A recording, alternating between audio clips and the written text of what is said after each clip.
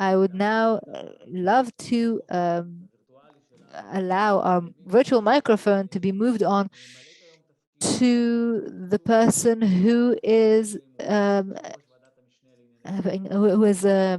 playing a very key role, MK Emilie Moatti, who will talk about our relationship and how the current government addresses the policy, the challenges that she sees, and she will talk about her view of her role and the contribution of the Knesset and what the kind of role the Knesset should play in this area in the foreign policy as chair of the Subcommittee for Foreign Affairs.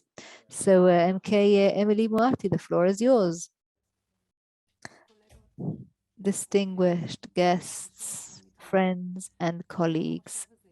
The title of this session is Trends in Israel's Foreign Policy, and indeed we have a lot to do in order to discern and to hone and plan the trends in Israel's foreign policy. But before we touch the foreign policy, I think we should say a few words about Israel's domestic policy, or in other words, talk a little bit about the source for Israel's foreign policy and where it comes from. One of the founding fathers of Israel's foreign policy, Abba Eban, once said that a consensus means that everyone agrees to say collectively what no one believes individually. And that is a tricky observation because at first glance, it seems like implicit criticism about how superficial statements are when there's no faith behind them. But at a second glance, it actually reveals the liberating power of agreeing, a force that enables the creation of alliances that we couldn't imagine. And that's the kind of coalition we have. Our miraculous coalition. We haven't had one since the establishment of the Israeli state of Israel or Israeli politics, which is even earlier, as we all know. And by nature, the liberating power of agreement not only remains in politics, but also moves to its direct surroundings. And in recent months, the power of agreeing has managed to crack the rusty, angry shell that Israel has been enconched in a very long and depressing process, a process that was mostly detrimental in its relations with its old allies in the West. And this process was formed with the curse of Balaam in mind. They shall dwell alone, and among the nations shall not be counted. We need, therefore, to create a broad global consensus umbrella that supports Israel and the issues that are crucial to its security. And we need to condemn the extremists. The assumption that there's someone to work with, that there is a consensus that can be built, is beneficial in the forming of foreign policy, not just because it assumes that people from different groups and nations can agree with one another constructively, but because in general, partnerships and understandings are a good thing. And because it keeps us alert to the question, to how to do and what to do and who with, which preemptive or advancing steps we should be taking, and what are the broader goals that we need to reach, all in order to ensure Israel's prosperity and security. So these headlines that I've mentioned are the foundation of a world view, the jigsaw puzzle view, let's call it. It talks about different steps working consistently, the different arenas of the foreign policy that must work together in order to create the full required correct picture. Strengthening the relations there, having a strategic meeting there, summits, private individual conversations, these all need to be intertwined, need to go hand in hand in order to create this effective umbrella. And I will now speak briefly about each of these jigsaw puzzle pieces. And of course, it's not in order of importance. For the sake of simplicity, I will divide my view into three main arenas: the powers, the superpowers, that is, the Middle East, and the global arena. Three key challenges are faced by them: security, economics, and the Jewish challenge. The arenas are the actions or where they need to be taken, and the challenges are why they need to be taken. So very briefly, the security challenge is the most important, the most significant, and we need to harness all arenas for it. We need to maintain and strengthen bipartisan relations with the United States. We need to create effective coalitions together with the EU, other powers, and to address the Iranian nuclear project, to make Iran weaker, to make it less influential, to create moderate coalitions that support Israel and with all those to exist securely.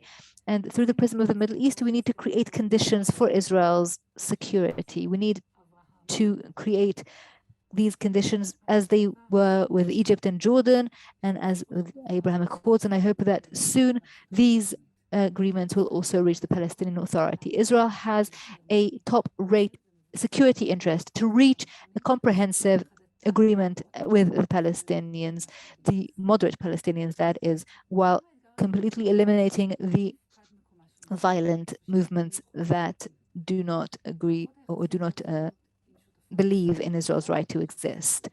The economic relations we have with the EU, which is Israel's greatest trading partner, is not just a guarantee of its prosperity, but also basis for advancing in science, technology, development, and the academia. We have to think of new commercial relations in order to create an important economic engine that will outline the development of Israel's economy from the 20th century to the 21st century. I call it a tradition of innovation. The Israeli spirit will continue to export the best ideas, startup companies, and tools to create leading economic challenges. And the Jewish challenge is perhaps the subtlest of all. Israel is not just a democratic country striving for equal rights to all its citizens. It must also remain the Jewish nation state.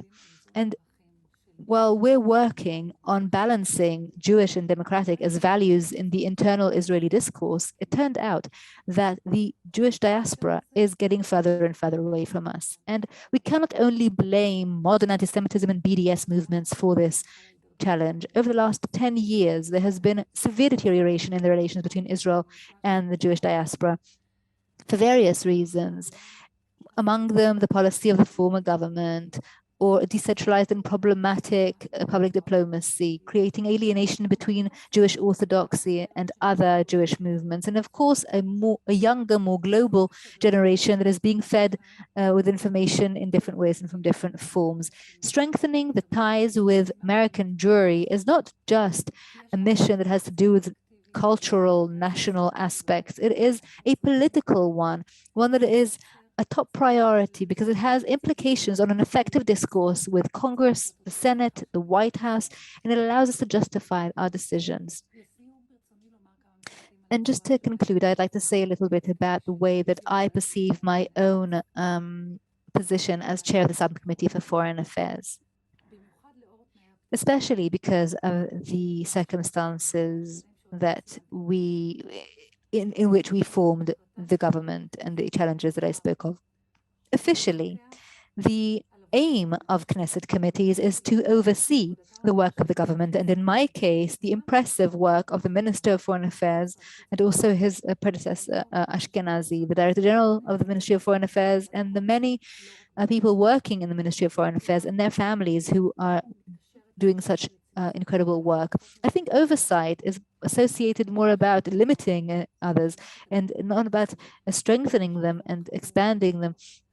And in last years, there has been great degeneration in the capabilities and abilities and means that were available to the Ministry of Foreign Affairs in Israel. So this has changed with a new government, but I think that we need to strengthen trust and collaboration and coordination between the legislative and the executive. It is also my job to make sure that the government's political efforts are supported by the Knesset, that its broader objectives when it comes to foreign policy will be advanced and will be addressed so that it can really be effective. The Subcommittee for Foreign Affairs headed by me will create a working environment that is constructive for the Ministry of Foreign Affairs. Zev Sheikh, who's my husband's late father, was one of the founders of the Ministry of Foreign Affairs, Foreign Service, and his son Daniel continued this family legacy. And he was in the Ministry of Foreign Affairs for almost 30 years. So like Zev Sheikh and like my husband Daniel Sheikh, I believe that foreign affairs, foreign relations, and diplomacy are an integral part of Israel's national security. I believe in that. And I will do everything in my power to strengthen these collaborations. Thank you very much for listening. Thank you for coming. Thank you to the Mitvim Institute and have a wonderful evening.